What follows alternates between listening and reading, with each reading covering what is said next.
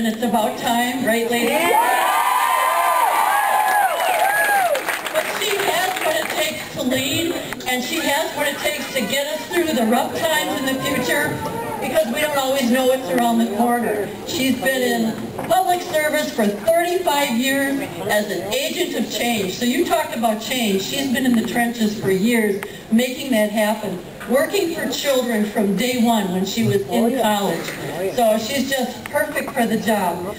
I'm here today to welcome you all and to introduce Mick Burnell, who is the district director for the Machinists Union, and he covers 4 states: Minnesota, Wisconsin, North Dakota, and Minnesota. Did I say that? Michigan. And he was supposed to be in North Dakota today, so this worked out really well for him. So without further ado, I'd like to introduce Mick.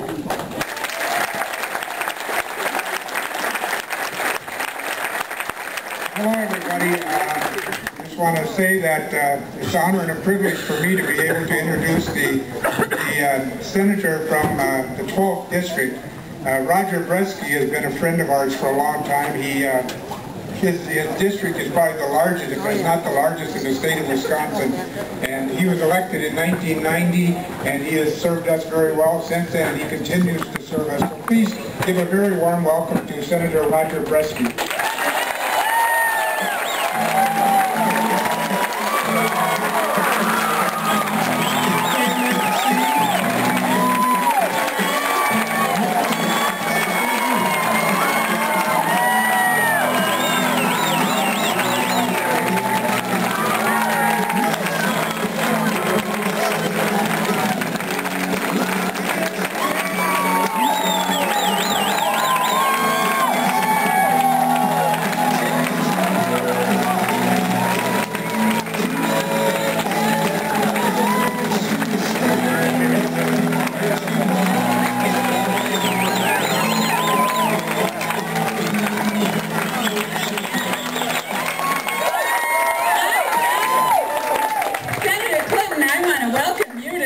Wisconsin and to Wausau and to this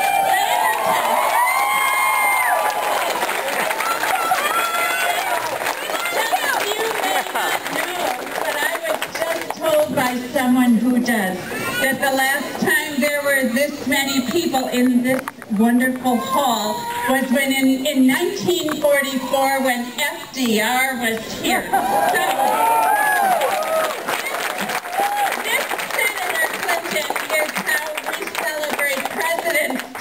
in Wausau.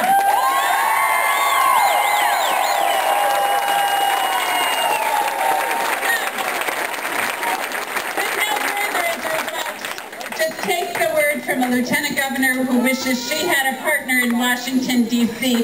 that knew that we could turn the challenge of climate change into making jobs, good jobs, who knows how to, who is absolutely committed to beefing up that manufacturing extension product, who knows Jennifer Granholm endorsed her in Michigan because she knows what we're doing and need to do here in Wisconsin, and who appreciates this beautiful city that is redoing itself from the inside out and that has a strong cultural heartbeat right here in the heart of Wisconsin. Welcome the next president on President's Day.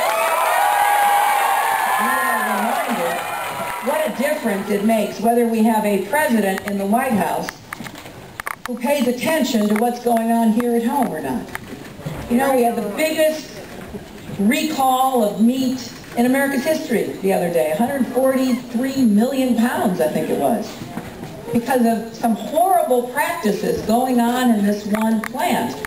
And it just reminded me about how we need to have a federal government that works with our private sector, that says, you know, we're going to have safe food because food is essential.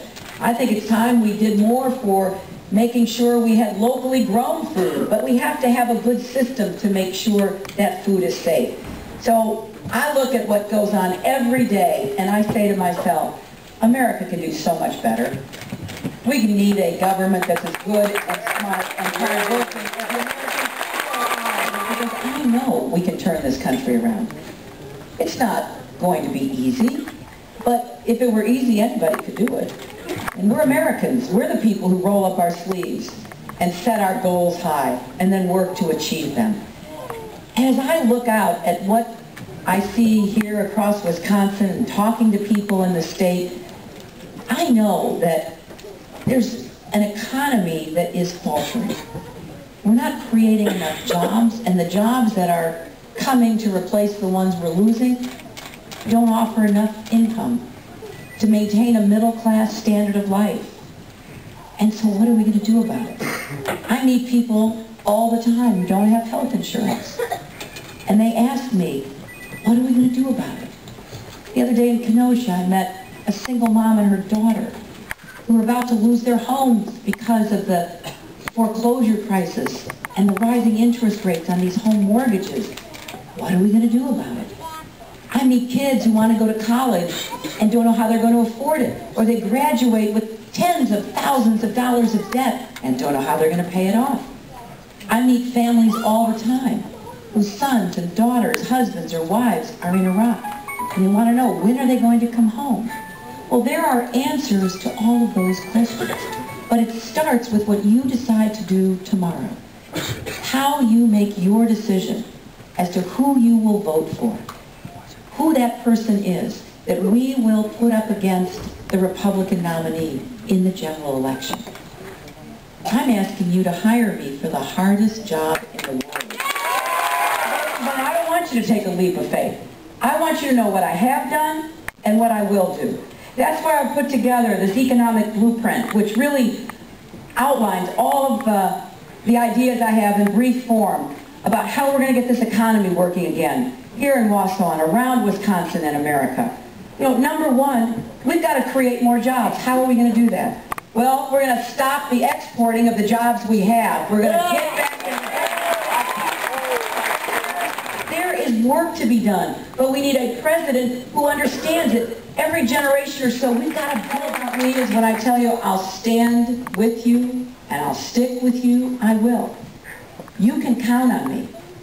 I will stay in the fight for you. I will be your champion. I will get up in that White House every single day and say, what can I do to make life better for the American people?